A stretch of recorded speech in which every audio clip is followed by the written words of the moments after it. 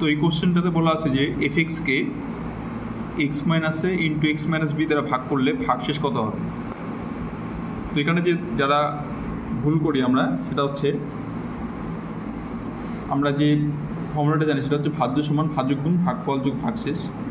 সেখানে আমরা রিমাইন্ডারটাকে শুধুমাত্র আর লিখে এখানে ক্যালকুলেট করে থাকি, কিন্তু ওইখানে একটা ট্রিক্স আমাদের ভুল হচ্ছে। সেটা হচ্ছে যখন দেখবো যে এফএক্স একটা পলিনোমিয়াল বা বহুপদী সংখ্যামালা আছে এবং সেটাকে যদি অনলি এক্স মাইনাস এ দিয়ে ভাগ করা হয় বা আলফা দিয়ে ভাগ করা হয় তাহলে ভাগশেষ হবে এফ অফ আলফা। সেটা ক্লাস 9-এ তোমরা জানো। আর এইখানে এফএক্স ফাংশনটাতে অর্থাৎ এই প্রবলেমটাতে X minus alpha into x minus beta দ্বারা ভাগ করা হয়েছে এখানে, অর্থাৎ দুটো কিন্তু এখানে ফ্যাক্টর আছে। সেই ক্ষেত্রে ভাগশেষের আকার হয় একটা এক্সের এক ঘাত সংখ্যামালা বলতে গেলে, অর্থাৎ পলিনোমিয়ালটা বা বহুপদী সংখ্যামালা হবে এক্সের এক ঘাত, অর্থাৎ সেটা হবে এ এক্স প্লাস বি।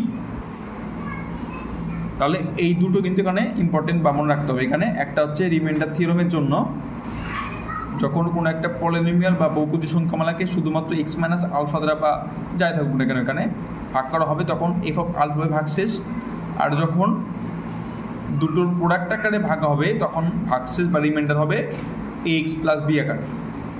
তাহলে এফ এক্স ফাংশনটাকে যখন তিনটের প্রোডাক্ট দ্বারা ভাগ করা তখন কত হবে, x minus alpha x minus beta into x minus gamma হলে তাহলে সেই ভাগশেষের আকারটা কী নেব সবাই জানিও, এটা আপাতত এইচডব্লিউ রইল।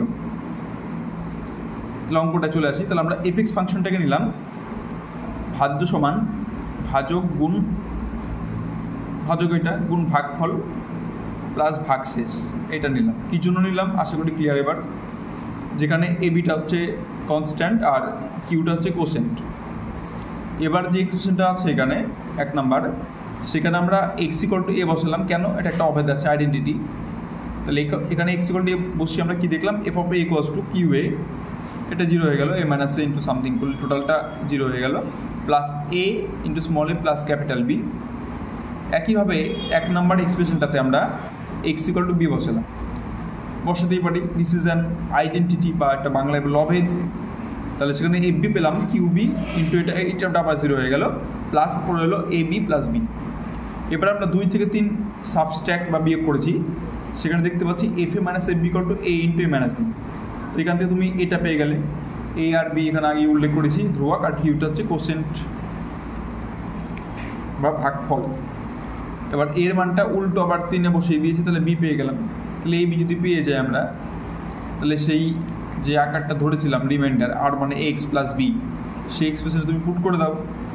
তাহলে এক্স প্লাস বি এখানে ক্যালকুলেশন করে এই মাইনাস বি দুপাশকেই এলসিএম মানে লসগু করেছি, সেখানে পেয়ে গেছি আমরা x minus b into f a minus x minus into f b upon a minus B. অর্থাৎ এখানে যে অপশনটা আছে তোমরা চেক করে দেখবে, এটা হবে কারেক্ট অ্যান্সার। আশা করি ক্লিয়ার।